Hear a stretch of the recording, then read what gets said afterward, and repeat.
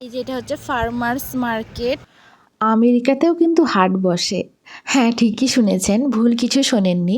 Actually এটারই অন্য টার্মে এটাকে বলা হচ্ছে। যেমন ধরুন, এটাকে বলা হচ্ছে ফার্মার্স মার্কেট। কিছু কিছু জায়গায় মাসের প্রতি শনিবারে হাট বসে আমেরিকাতে।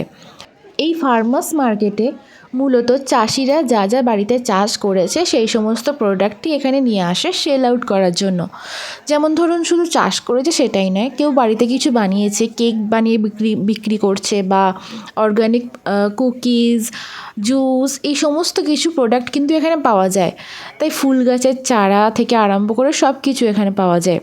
তাই আমাদের ওখানে ইন্ডিয়াতে যেমন গ্রামে গঞ্জে হাট বসে, এরকম টাটকা জিনিসপত্র, টাটকা সবজি আমরা পাই হাট থেকে, ঠিক সেরকমই এরকম ফার্মার্স মার্কেট থেকেও কিন্তু আপনি টাটকা সবজি পাবেন, একদম ক্ষেত থেকে তুলেই এখানে বিক্রি করে। তো এখানে আমি গিয়ে দেখছিলাম ফুল গাছের চারা, মানে আমাদের ওখানে যে গাঁদা গাছ, নয়নতারা গাছ, সেই সব গাছও এখানে বিক্রি হচ্ছিল। এক একটা চারা গাছের দাম ছিল প্রায় ওই $4 মতো, কিন্তু 3টে নিলে $10 হতে পারে, এরকমই দাম লেখা ছিল। এরকম অনেক জায়গায় অনেক অফারও চলছিল, কোনো কোনো জায়গায় ফুলের ওপরেও অফার চলছিল। সব কিছুই এখানে মোটামুটি পাওয়া যাচ্ছিল। তো আমি তো কোনো দিন এরকম দেখিনি যে এখানেও, তাই আমেরিকাতেও কেমন ফার্মার্স মার্কেট হয় সেটাই দেখতে আমার ইচ্ছা হলো, তাই চলে গেছিলাম দেখতে। গিয়ে দেখলাম এটার সাথে আমাদের ওখানে যে হাট বসে সেটার মধ্যে কোনো পার্থক্য নেই। শুধু একটাই পার্থক্য, যে এখানে মাছ মাংস অতটা পাওয়া যায় না, তবে ব্রাউন ডিম বিক্রি হচ্ছিল এখানে, ডাবল কুসুম দেওয়া ডিম এইসবও বিক্রি হচ্ছিল। তার সাথে ছিল এখানে টমেটো গাছের চারা, বিভিন্ন ফুলের বুকে থেকে আরম্ভ করে সমস্ত জিনিস।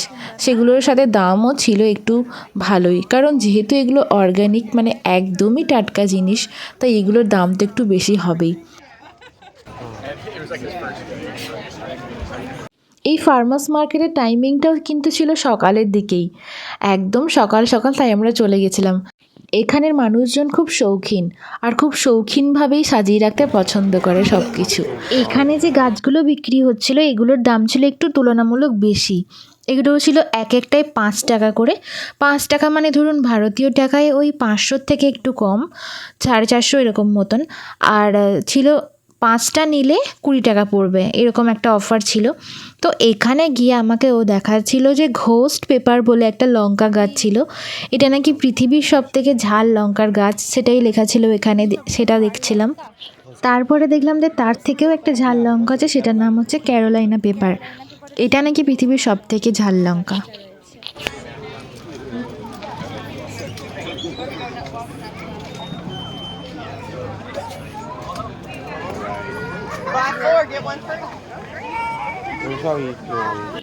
বাচ্চাদের খেলার জায়গাও ছিল এখানে, তাই যে যার বাচ্চা এখানে ছেড়ে দিয়েছিল, আর সবাই এখানে নিজেদের মতন এনজয় করছিল, এটাও বেশ দেখতে ভালো লাগছিল। তারপর আমরা গিয়ে দেখলাম এখানে ফ্রেশ স্ট্রবেরি বিক্রি হচ্ছিল, এইগুলো দেখতে জাস্ট দারুণ লাগছিল, এটার স্মেলটাও একদম দারুণ ছিল, কারণ এগুলো প্রত্যেকটাই টাটকা ছিল। কিন্তু এই বাকেটগুলোর দাম ছিল প্রায় $10 করে, মানে ধরুন ওই 1000-এর থেকে একটু কম হবে পার বাকেট। তো আজকের মতন আমি ভিডিওটা এখানেই শেষ করছি।